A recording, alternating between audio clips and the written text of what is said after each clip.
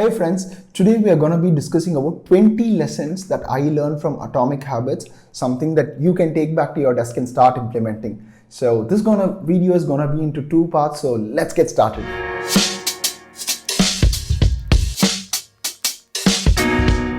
Hey friends, welcome back to my YouTube channel. I'm Praveen Ramesh, and on this YouTube channel I summarize non-fiction books and I also speak about lessons that I am personally implementing by reading these books. I'm benefiting a lot from them and I hope you do too. So as I said at the start of my video, we're going to be discussing about 20 things that I learned from Atomic Habits by James Clear. It's easily one of the books that change the way I look at habits or look at things itself, right? Because more often than not, I've been a very impatient person otherwise, but this made me realize the importance of how tiny habits can change a big impact. In fact, James Clear starts off the video by saying, if you improve 1% every day, you would be 37 times better just by doing the same thing again and again the whole year, right? So if you're someone who's always been wanting to get started with long-term habits that will benefit you, this is a great book for you to get started. So let's get started with the lessons that I have learned. As I said at the start, this video is going to be split into two parts, so I'll be discussing the 9 lessons in this videos and the rest 11 in the next video, so it'll be linked somewhere here. So let's get started. The book starts off by saying goals is not a great way to build a habit, right? Because here's the thing, right? Winners and losers both have the same set of goals, but because of the survivorship bias that we have, we only see the winners who have done it, and then we tend to think that okay, these have been people who have had a long-term goal. But what James Clear instead says is, goals are slightly overrated, or which I'll cover later in later half of this video as well. But it's the systems and the habits that make people stand out, right? So goals, yes, they are great for you to get started. It's a good motivation kick for you, but it's the systems and the long-term habits that make a real difference. Second, which leads me to the second lesson of focus on long-term habits, right? Let's take the example of investments or making YouTube videos. The goal is not to say, hey, I want to have 100,000 subscribers. The goal is to say, okay, I'll start producing 2 videos a week or 1 video a week, whatever that means to you, right? The goal is not to say, hey, I want to have 1 million in a bank by investments. The goal is to say, I'll keep investing 20% of my overall earnings into mutual funds, or let's say stock markets, or whatever, equity markets and things like that, right? So the goal is to build these long-term habits without worrying about the immediate outcomes or how much impact they have on goals. Which brings me to the third lesson that I learned, that goals restrict happiness, right? So the first lesson, winners and losers have the same goals, so don't have goals. The second lesson is to focus on long-term habits. The third is goals restrict happiness. Sorry that I'm looking into my notes, because as I said that in my first point, right, winners and losers have the same goal. Let's say I start off my fitness habit by saying, hey, I want to lose 10 kgs or let's say 10 pounds, right?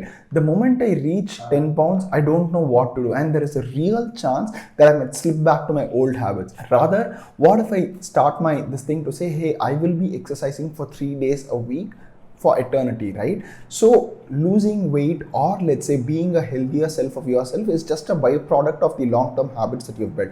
So goals restrict happiness because it kind of gives you a sense of emptiness once you reach that goal. So never focus on a goal, focus on long-term habits. Fourth one, for a habit to stick with you for a long time, you need to change your identity, right? So here is the thing, right? So the key to sustaining long-term habits is to change your identity. So that's lesson number 4. So again, James Clear says that there are 3 kinds of changes: the outcome changes, process changes, and identity. So outcome changes, very goal-oriented, right? So let's take the example of, let's say, social media scrolling, right? So it's something that I am actively trying to work on, right? So the outcome change could be to say, hey, you know what, I don't want to scroll social media, right? But the goal is to restrict my social media time to, let's say, 1 hour a day.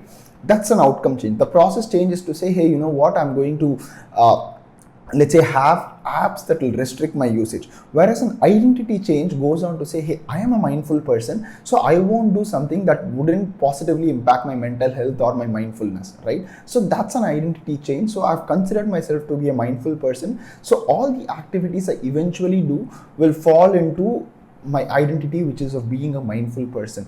Now boil this down to everything else that you want to do. The goal is not to exercise, the goal is to be a very healthy person, right? The goal is, let's say, not to be a great person who makes great products. The goal is to impact people's life, right? So you could just boil this down to any other vertical that you want to do.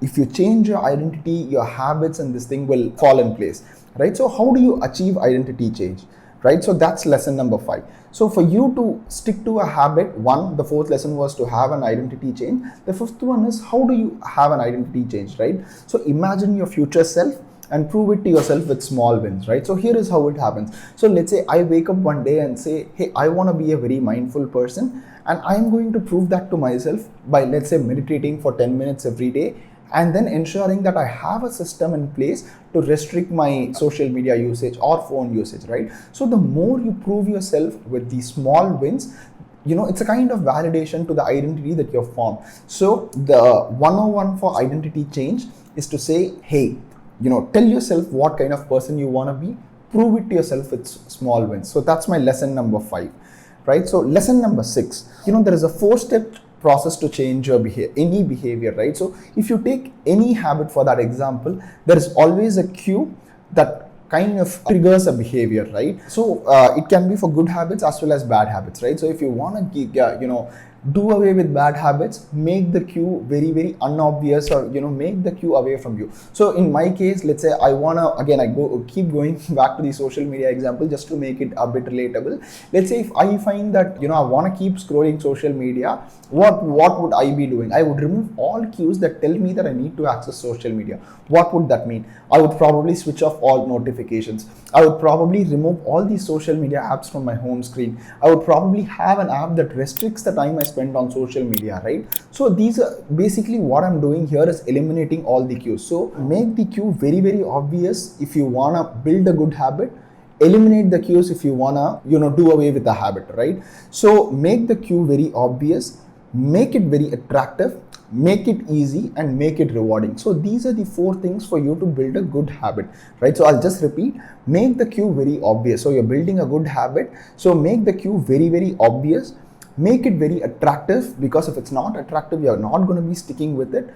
Make it very, very easy. As I said, the goal on day 1, if I want to be a mindful person, is not to say, hey, I'll be accessing my social media only for 15 minutes. Make it realistic, right? And then make it very, very rewarding, because when it's very rewarding to you, you are far more likely to repeat those behavior because of the dopamine hit you've got from these behaviors. So make the cue very obvious, make it very attractive, make it easy, and make it rewarding. For any habit to stick, this is a simple 4-step framework. The 7th one, right? So now we have spoken about the 6th lesson. So the 7th lesson is to get aware of your habits to change them, right? So a great way to do this is to journal the kind of habits that you've been doing. So personally for me, I feel that whenever I'm overwhelmed with my emotions, I tend to go to social media, right? So whenever I feel shitty about myself, social media is my outlet. And it took a long time for me to realize that, right? So I was searching for this outlet elsewhere, but I wasn't aware of this feeling. So just by being aware of this, now whenever I'm stressed, I just say, okay, let me go for a walk without my mobile phone. Or let's say, let me just sit with my feelings and write down how I'm feeling, or what is the underlying emotion that I've been feeling. So for you to change your habits, you need to be aware of what you're doing, right? So, and the best way to get to that is to start journaling, or making a small habit journal to list down what all you've been doing when, and then trying to eliminate them, right? Or trying to create those new habits by, the lesson number 6 that we discussed, right? And my next lesson is going into lesson number 8. The 2 easiest way to build habit is by having an implementation intention and habit stacking. So let me go in detail to explain this, right? So implementation intention is very, very simple, right? You're going to say when and how we are going to be performing this habit. So in my case, one thing that I've picked up very, very recently is to read more books about mindfulness and, how to be a bit more mindful, and also starting to meditate, right? I've been very, very inconsistent. So the moment I wake up, I just write it on my wall. Probably I'll show it to you in some other video, where I say, I am going to be meditating in my reading room for 10 minutes. So what have I done here? Here I have stated where I'm going to be meditating and when I'm going to be meditating. Probably I'll rephrase that. I forgot to tell that.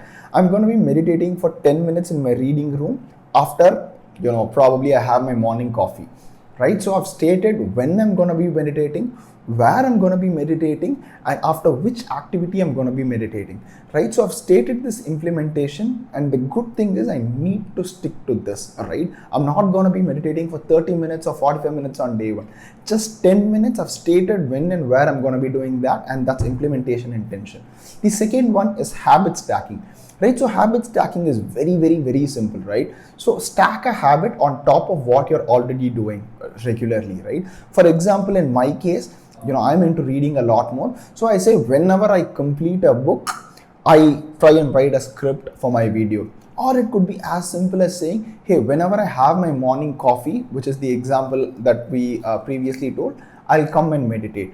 Or let's say it could be as simple as saying, hey, after my shower for 15 minutes, I'll just, let's say, read a book, right? So stack and habit on top of what you're already doing, and it's the easiest way to build habits. So lesson number 8, implementation, intention, and habit stacking are two of the most easiest way to build a habit. And ninth one is willpower is overrated for you to kind of do away with bad habits, right? So rely on your systems, rely on your cues, eliminate the cues for you to do away with the bad habits. You're not gonna wake up one day and say, hey, you know what, I'm gonna be doing away with the bad habits. Let's say eating junk, right? I'm gonna stop eating junks. So for you to stop eating junk, the easiest way to achieve that is not through your willpower, but is by eliminating cues that trigger you to eat junk, right? For example, for me, that could mean doing away with all the apps that help me order junk, kind of stopping all the pamphlets, stop collecting the pamphlets that kind of trigger me to order these junk,